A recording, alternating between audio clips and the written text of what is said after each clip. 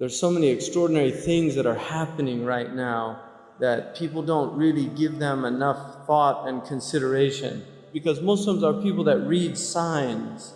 We're people that read signs. Our book is a book of signs. It's a book of ayat. And Allah subhanahu wa ta'ala gives His prophets ayat.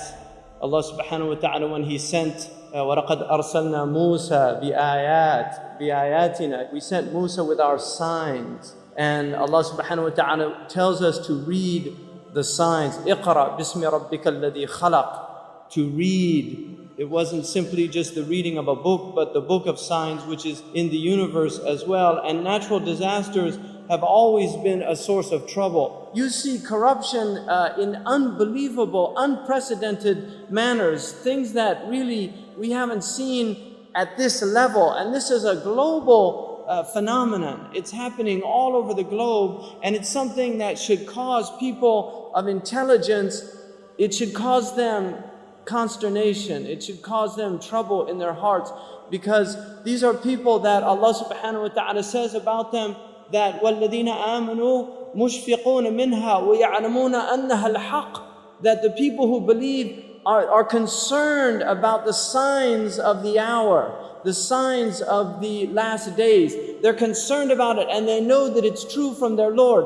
The Prophet ﷺ, in a hadith which is one of the most extraordinary in terms of purely prophetic vision, is one of the most extraordinary hadiths that we have in the literature, that Ibn Abi Shaybah relates, in which the Prophet ﷺ said, إِذَا رَأَيْتَ مَكَّةَ بُعِجَتْ كَظَائِمًا. When you see Mecca, the Prophet ﷺ predicted that holes would be drilled through the mountains of Mecca, and he says, وَيَعْلُو بِنَاؤُهَا رُؤُوسَ الْجِبَالِ فَقَدْ أَضَلَّتَ السَّاعَةُ. And you see the buildings of Mecca reaching the level of mountains. You see the buildings of Mecca reaching the levels of mountains. He said, know that the shade of the hour has encompassed the planet. And the believers, when they see these things, it concerns them. The Prophet said, لا تقوم الساعة حتى تزول الجبال عن أماكنها. The end of time won't come until you see mountains removed from their places. When I was in Mecca, there's mountains have been removed from Mecca. Quwa'iqan, one of the mountains that's known as the Ahad al-Akhshabain. When the angels came to the Prophet ﷺ and they asked him if he wanted to see the mountains, that they would يطبقهما على Quraysh. One of them was Abi Qubays and the other was Quwa'iqan. Quwa'iqan has been removed. It's gone. It's no longer there. The mountain is gone. A mountain that the Prophet ﷺ walked in its shade. A mountain that the Prophet ﷺ probably climbed as a boy. This mountain is now removed. The Prophet ﷺ said, لا تقوم الساعة حتى يتهارج الناس تهارج الحمير. That the end of time won't come until people are like animals, openly. I was on the Arabian Peninsula with my family, walking on the beach, and I came upon people in a public beach having sexual intercourse. In a public beach on the Arabian Peninsula. I'm not making this up. This is the level of fasad that is happening on our planet. He said, sallallahu alayhi wasallam, that one of the signs of the end of time is civilized people would walk with their thighs exposed in the marketplaces.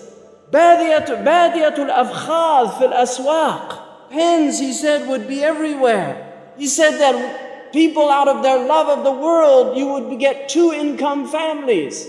That people would be two-income families. That he said a woman will out hirsan ala dunya tu'inu zawjaha ala tijara. Out of love for this world, she'll work like her husband to earn livelihood, neglecting the children. Some people are forced to do that, and there's no blame on that. But there's people that just out of love of dunya, they will abandon their children and go out. These are the things that are happening around us. And these are things people have to wake up, because this is a religion that calls people to wake up. What have we done that is causing this trouble? And this is something that was true of peoples all over the world. Whenever calamities confronted them, they would always ask themselves. These are people that are in touch with their fitrah, with their inherent nature. They would ask themselves, what have we done? Things like eclipses, like volcanoes, like oil spewing out into the ocean should tell us, Ya Rabb, If Allah wanted, He could destroy all of the oceans. ظهر الفساد في البر والبحر بما كسبت أيدي الناس. This foulness has revealed itself in the oceans and on the land because of what your own hands have been doing, because of what you have been doing.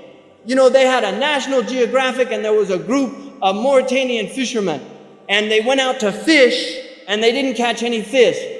And so, you know what they said? It's our sins. And they went to the Murabit, to the teacher, and they told him, we went out, we used to go out and cast the net, now the fish are all gone.